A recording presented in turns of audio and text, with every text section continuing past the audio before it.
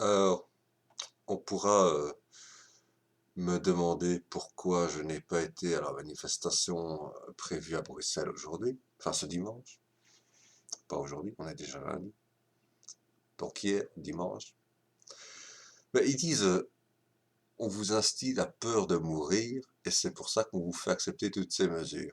Mais il y en a qui ont tellement peur de mourir, c'est pour ça que... et qui ont participé à cette manifestation. Et ils ont tellement peur de mourir qu'ils en vont jusqu'à refuser le vaccin. Tellement ils ont la trouille de mourir. Avoir peur de mourir du Covid-19, c'est pas idiot. Parce qu'il y a déjà eu des tas de morts du Covid-19. Donc c'est pas idiot du tout. Mais avoir peur du vaccin, alors là, c'est vraiment... hein, excuse-moi.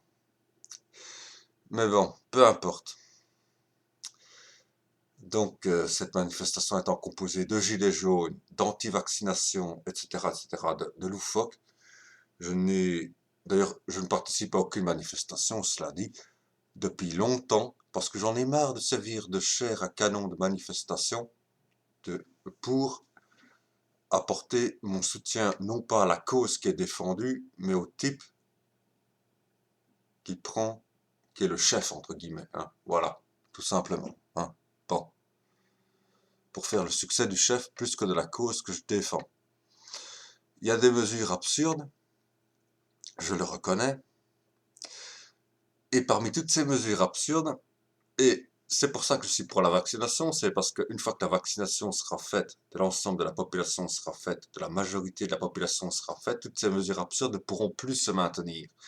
Et c'est pour ça que le gouvernement belge le sait si bien, et comme je l'ai toujours dit, surtout sur mon blog davidchoc.over-blog.com, eh bien, c'est simple, la Belgique est un pays de rats de laboratoire.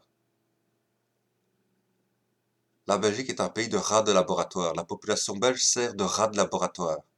Jusqu'où est-ce qu'on peut aller? Jusqu'où est-ce que la population va se taire? Etc., etc., etc., etc., etc. Hein?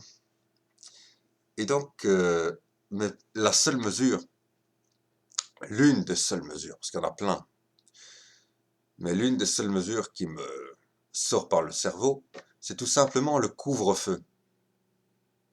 En Hollande, je dis c'est pas des voyous, c'est pas des casseurs, c'est des résistants. Parce que eux, en Hollande, ils savent que le dernier couvre-feu imposé dans les pays d'Europe du Nord-Ouest l'a été sous l'Allemagne allemande, c'est-à-dire sous l'occupation allemande, sous l'occupation nazie. Ils le savent en Hollande. Et c'est pour ça qu'ils cassent quand on leur a imposé le couvre-feu. Nous, on n'a pas bougé d'un seul doigt. Parce qu'on l'avait ignoré. Parce qu'on l'ignorait. On nous l'a pas appris que c'était l'une des mesures du gouvernement nazi. On se garde bien de nous l'apprendre à l'école. Mais si on se renseigne un peu sur Wikipédia ou sur n'importe quel autre média, on découvre que le dernier couvre-feu imposé en Europe l'a été sous l'occupation allemande, par les nazis.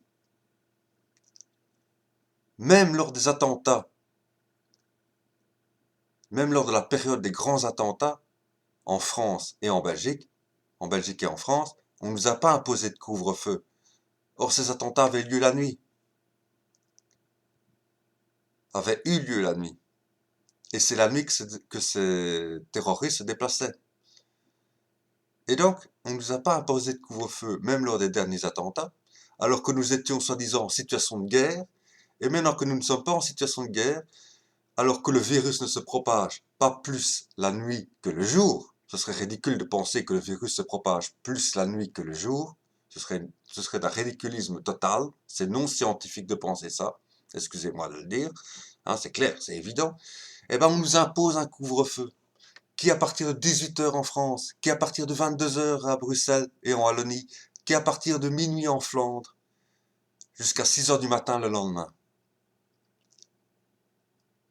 Cette mesure du couvre-feu est une mesure nazie. Et les Hollandais ne sont pas des voyous, ceux qui ont cassé tout et qui ont mis le feu à des voitures et à tout le bazar la nuit, ne sont pas des voyous ou des casseurs, ce sont des résistants. Je les applaudis. Voilà.